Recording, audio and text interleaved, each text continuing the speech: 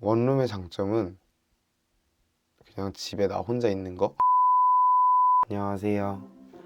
진짜 오랜만에 영상을 찍는데 한국 와서 이제 정리할 거 하고 하다 보니까 시간이 이렇게 삭제된 것 마냥 싹 사라졌더라고요. 그래서 한 달 반 정도가 지금 흘렀는데 오랜만에 영상을 찍으려고 카메라를 켰습니다.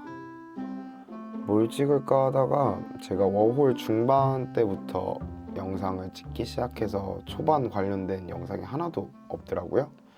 물론 많은 분들께서 이 주제를 가지고 좋은 영상을 많이 만들어 놓으셨고 또 설명도 잘 해 놓으셨는데 저도 거기에 조금이나마 도움이 되고자, 그리고 전 또 유학을 갈 생각을 하고 있다 보니까 나중에 제가 필요로 할 때 자료를 찾기 위해서 영상을 찍어 보려고 합니다.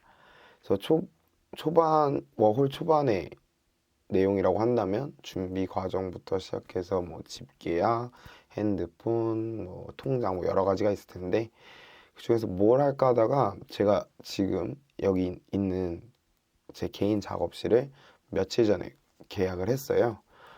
그래서 그러면 일본에서 집 구하는 그 계약하는 거에 대한 영상을 찍으면 되겠다 해서 오늘 제가 말씀드릴 내용은 일본에서 내 집 마련하기입니다. 이제 해외에서 집을 구하는 거다 보니까 일본에서 집을 구할 때 알아두시면 편리한 용어 몇 가지를 말씀을 드릴 텐데 가장 우리에게 중요한 돈에 관련된 용어를 먼저 말씀을 드리면 야칭, 이거는 이제 매달 집에 납부해야 되는 월세를 얘기를 하는 거고, 그다음에 시키킹, 이거는 보증금이죠. 그래서 보통 금액은 월세 한 달치를 내거나 많게는 두 달치를 내는 경우가 있는데 이게 없는 경우도 있거든요. 그리고 뭐 이거는 퇴실 시에 돌려받을 수 있는 돈이긴 하지만 보통 청소비나 뭐다 해서 이렇게 좀 빠지는 경우가 있다고는 하더라고요. 세 번째가 레이킹인데 이 레이킹이 뭐냐면 내가 이 집에 살게 돼서 고맙다고 집주인한테 그냥 주는 돈이에요. 이 뭔 개소리야! 그러니까 말 그대로 증발하는 돈인 거죠. 그래서 이거 같은 경우 금액은 한 달치 월세 혹은 많게는 두 달인데 이것도 없는 경우가 있습니다. 아무튼 그래서 이게 없는 매물이 굉장히 많이 있기 때문에 집을 구하실 때 시키킹, 레이킹이 없는 집으로 구하시는 게 조금 더 돈을 절약하실 수가 있겠죠. 그리고 이제 방 크기를 알려면 한국은 평수로 얘기를 하는데 일본은 조라고 해가지고 다다미가 몇 개 들어가는지를 얘기를 하거든요. 혹은 이제 미터 제곱으로 표시하기도 하지만 이 다다미가 뭐 얼마나 큰지 사실 잘 모르잖아요. 본 적도 없는데 저는. 그래서 찾아보니까 약 다다미 두 개가 한 평이 된다고 하더라고요. 그리고 이제 또 많이 볼 수 있는 게 LDK라고 해가지고 리빙, 다이닝, 키친 이렇게 써 놓거든요. 그리고 또 보셔야 될 게 목조 건물인지 혹은 콘크리트 건물인지, 그리고 와시츠라고 해가지고 일본식 그 형태의 집인지 혹은 요시츠라고 해가지고 서양식 집인지 이것도 봐주시면 아마 집을 구하실 때 조금 도움이 되실 거예요. 그래서 저 같은 경우 이제 고민했던 종류가 총 4가지가 있었는데 첫 번째가 UR 임대주택이라고 해가지고 이건 국가에서 하는 거거든요. 제가 들었던 걸로는 뭐 갱신료나 이런 게 없다고 들었어요. 다만 저도 자세히 알아보질 않았었기 때문에 이거에 대해서 조금 자세하게 설명드리기는 힘들 것 같습니다. 그리고 이제 두 번째가 먼슬리 멘션. 이 먼슬리 멘션은 뭐냐면 한국의 풀옵션 개념으로 생각을 해주시면 돼요. 일본의 원룸 같은 경우에는 말 의미 그대로 정말 방 하나를 계약을 하는 거거든요. 그렇기 때문에 가구부터 시작해서 뭐 모든 거에다 제가 준비를 다 해야 돼요. 심지어 전등도 본인이 구매를 하셔야 되는 경우가 있습니다. 제가 그랬거든요.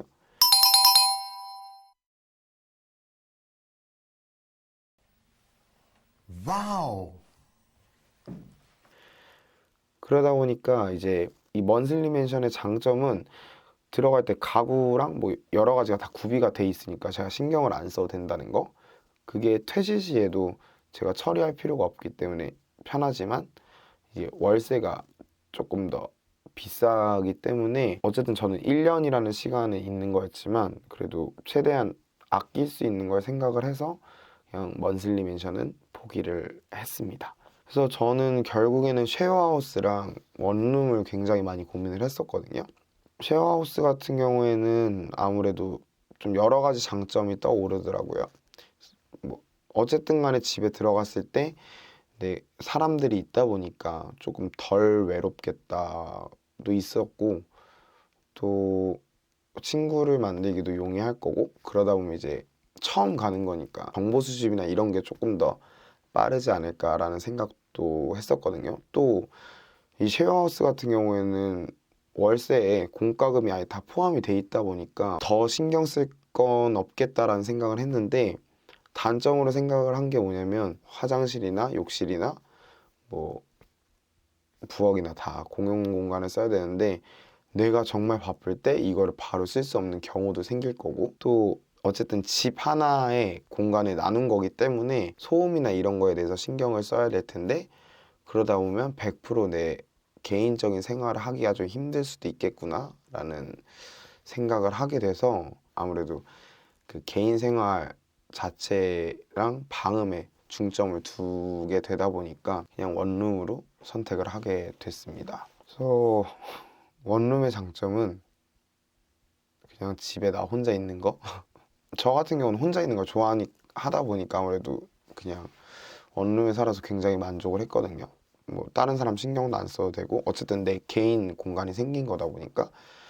근데 일본에 가서 한국인 친구 한 명을 이제 사귀게 됐는데 이 친구는 쉐어하우스에 살고 있거든요. 그래서 한번 물어봤어요. 좀 불편하지 않냐고. 근데 오히려 이 친구는 사람 만나는 거 되게 좋아하고 어울리는 걸 되게 좋아하다 보니까 그 쉐어하우스 생활이 굉장히 재밌다고 하더라고요.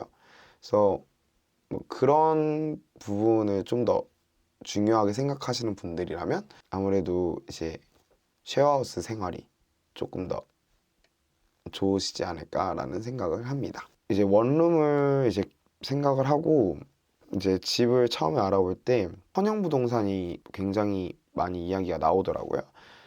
그래가지고 그쪽도 찾아보고 그 다음에 다음 카페 동유모 카페가 있는데 여기에도 집 매물이 올라와서 거기서 좀 찾아보다가 친구 소개로 GTN이라고 하는 외국인 보증 회사를 소개를 받았습니다. 결론부터 말씀을 드리면 저는 여기서 계약을 하게 됐어요. 보증 회사라고 해가지고 이게 일본에 있는 회사인데 서울 강남에도 지부가 있어가지고 직접 가서 상담을 받을 수가 있더라고요. 물론 인터넷으로도 가능은 하고요. 상담할 때 이제 저한테 어떤 집을 원하는지 그걸 토대로 매물을 찾아주시는데 제가 집을 계약할 때 그러니까 좀 중요하게 생각했던 게 뭐냐면 첫 번째는 당연히 월세가 조금 저렴한 게 제일 좋죠. 아무래도 제가 도중에 전문학교로 진학을 하려고 하다 보니까 그 전문학교랑 위치가 좀 가까웠으면 좋겠다라는 생각을 했어요. 전철로 한 길어야 30분 정도? 그리고 이제 방음이 좀 잘 되는 집. 일본은 아무래도 방음이 되게 약하다는 그러니까 이야기를 많이 들었다 보니까 방음이 좀 잘 되는 집이었으면 좋겠다. 그리고 네 번째가 습기. 습기가 많이 안 생길 만한 집이었으면 좋겠고 1층만 아니면 된다. 약간 이런 식으로 제가 우선순위로 생각했던 게 요거였거든요. 그리고 주변에 마트가 있었으면 좋겠고 이거는 이제 나중에 제가 매물을 받고 찾아본 건데 주변에 마치아나 이런 좀 싼 식당이 많았으면 좋겠다라는 생각을 하고 있었어요. 그래서 이런 기본적인 정보를 토대로 지금 여기 사진 제가 보여드린 것처럼 집 매물 관련된 걸 저한테 보내주세요. 그러면은 선택을 해서 이 집을 계약을 하겠다라고 말씀을 드리면 이제 그거에 대한 계약이 이제 진행이 되는데 이 GTN이라고 하는 곳의 장점으로 좀 생각했던 게 외국인은 일본에서 집을 구할 때 보증인이 필요하거든요. 혹은 보증회사나. 그러다 보니까 어쨌든 보증 자체를 전문적으로 하고 있는 회사이기 때문에 집 계약을 할 때 보증회사까지 함께 할 수 있다는 게 장점이었고, 제가 원하는 그걸 가지고 이제 집을 다 이제 선택을 해 주셔서 물건을 보내주시다 보니까 그런 부분에 있어서는 굉장히 편했던 것 같아요. 집을 계약할 때 들었던 초기 비용이 19만 7,220엔이 들었고요. 여기에 들어가는 게 이제 저 같은 경우는 9월 말일 날 들어가서 그 9월 말일에 들어갔던 월세, 그리고 10월달 월세까지 한꺼번에 같이 냈고요. 여기에 들어가는 게 이제 뭐 열쇠 교환비, 보증회사 이용료, 중개수수료 같은 게 있는데, 특히 저는 열쇠 교환비가 왜 이렇게 비싼지 모르겠어요. 10만 원이라니. 그래가지고 이제 이렇게 해서 한국에서 집 계약을 다 끝내고 일본에 가게 되면 이제 그 GTN이라고 하는 그 회사에 가서 입주 동행을 해서 집에 문제가 있는지, 그리고 뭐 따로 문제가 없다면 이 집에 대해서 유의사항이 뭐가 있는지 이런 걸 다 설명을 듣고 입주가 완료가 됩니다. 그러면 이제 그때부터 정말 제 일본 생활이 시작이 되는 거죠. 그래서 보통 이제 여기서 초기 비용이 많이 들어간다고 하잖아요. 저 같은 경우는 집세랑 이걸 제외하고 한 150을 더 들고 갔던 것 같아요. 제 기억으로는. 이제 저 같은 경우는 월세가 조금 싼 편이었기 때문에 이 정도 금액이 나왔지만, 월세가 더 비싸지고 그 다음에 뭐 시키킹, 레이킹이 다 들어가는 집이라면 이것보다 더 많은 금액이 초기 비용으로 나올 수가 있겠죠. 거기다가 가서 가구도 구비를 해야 되고, 생활용품이나 그 다음에 아까 제가 말씀드렸던 전등까지 또 사야 되다 보니까 입주했을 때가 가장 돈이 많이 나갔던 것 같아요. 물론 이 돈들을 조금이라도 아낄 수 있는 방법은 있겠죠. 쉐어하우스에 뭐 2인실로 가거나 뭐 이런 것도 있는데, 그냥 저처럼 원룸으로 갔을 때 다음 카페 동유모라고 하는 곳에서 가구나 생필품을 무료로 이렇게 주시는 굉장히 좋으신 분들이 많으신데, 그런 분들에게 가구를 받아와도 되고 혹은 생활용품을 받아와서 사용을 하셔도 되고요. 물론 저도 그렇게 했었는데 여기서 제가 한번 사기를 당해가지고, 이거는 나중에 또 얘기를 해드릴게요. 저 같은 경우는 조그만 생활용품 같은 경우는 그 동유모라고 하는 곳에서 받아오긴 했는데, 냉장고는 제가 직접 샀거든요. 도쿄에서 이케부쿠로에 비크카메라 옆에 가면 야마다電機그 아울렛 매장이 있어요. 거기서 중고 혹은 리퍼비시 제품 같은 걸 판매를 하거든요.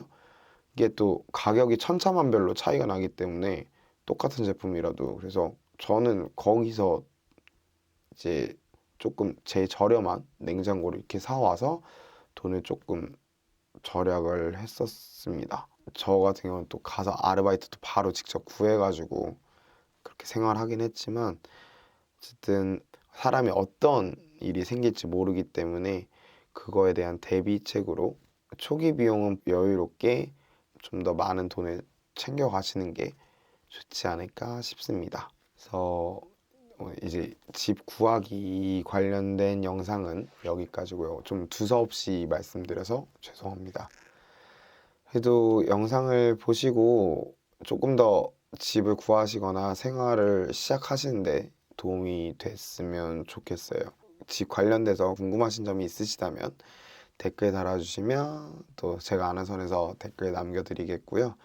그러면 되게 허접하고 두서없는 영상이었지만 오늘도 영상 봐주셔서 정말 감사드립니다. 그러면 다음 영상에서 뵙도록 할게요. 감사합니다. 하나, 둘, 셋.